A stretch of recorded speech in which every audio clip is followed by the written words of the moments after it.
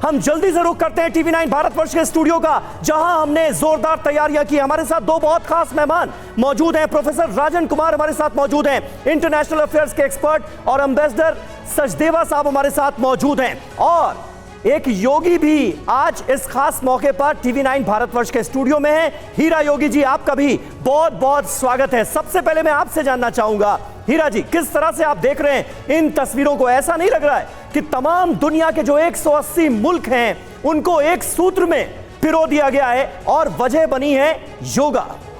हमारी जो आज की जो थीम है वासुदेव कुटुंब है। इस बार योगा जो दिवस है इसका थीम ही बना वासुदेव कुटुंबकम, बिल्कुल, यानी पूरी मानवता। तो योग में अगर पूरी दुनिया जुड़ रही है, इससे बढ़िया कोई बात नहीं हो रही है। आप सब 180 कह रहे हैं, 198 क्रॉस कर चुका है ऑलरेडी। तो पूरा भारतवर्ष इसको एक पर्व की तरह मना रहा है, और एक फेस्टिवल आदमी के शरीर के साथ, मन के साथ पूर्ण रूप से कनेक्ट है, इसलिए पूरा वर्ल्ड इसको एक्सेप्ट कर रहा है। तो ये बहुत अच्छा मिलन लग रहा है, त्योहार लग रहा है, जो हमें बड़ा आनंदित कर रहा है। बिल्कुल बिल्कुल प्रोफेसर राजन कुमार, लेकिन बात हो रही है हिंदुस्तान की सॉफ्ट पावर की भी, जिसका जलवा हमें देखने को मिल रहा है इस समारोह के जरिए, क्योंकि प्रधानमंत्री नरेंद्र मोदी की 2014 में पहल के बाद ही इंटरनेशनल योगा डे की शुरुआत हुई और धीरे धीरे तमाम मुल्क उससे जुड़ते गए।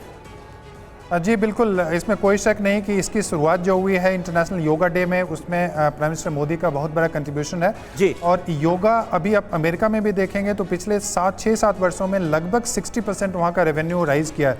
लगभग $16 बिलियन वहाँ पे इससे रिलेटेड एक्टिविटीज़ पे वहाँ पे खर्च हो रहे हैं। और यही नहीं, उसको जो एक्सेप्टेंस मिल रहा है, एक तरह से ये कोई फोर्स नहीं किया हुआ है, लोग एक्सेप्ट कर रहे हैं क्योंकि इसके वैल्यू को समझते हैं। और जैसे हमारे योगिक जी अभी बता रहे थे कि योगा का मतलब होता है लोगों को जोड़ने का काम।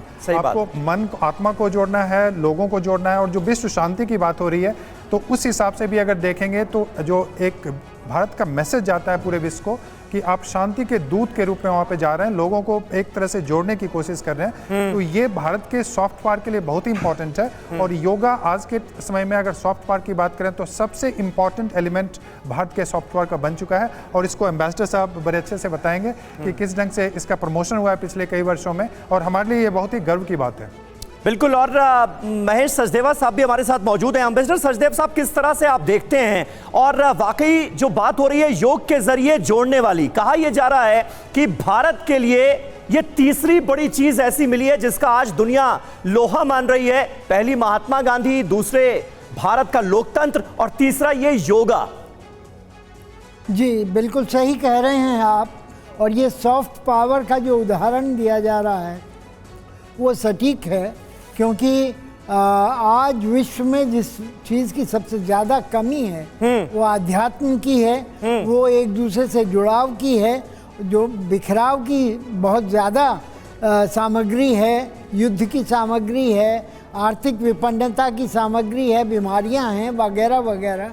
लेकिन जोड़ने की, मानवता को एक दूसरे से बहुत कम सामग्रियां हैं, जिनमें से सबसे ऊपर योग आता है। तो अगर भारत इसका दोहन करता है तो वो सॉफ्ट पावर की एक बड़ी अच्छा उदाहरण होगा, और इसको आगे बढ़ने में किसी भी देश का इसका प्रतिकार नहीं हो सकता है, ना ही इसका विरोध हो सकता है। जी बिल्कुल।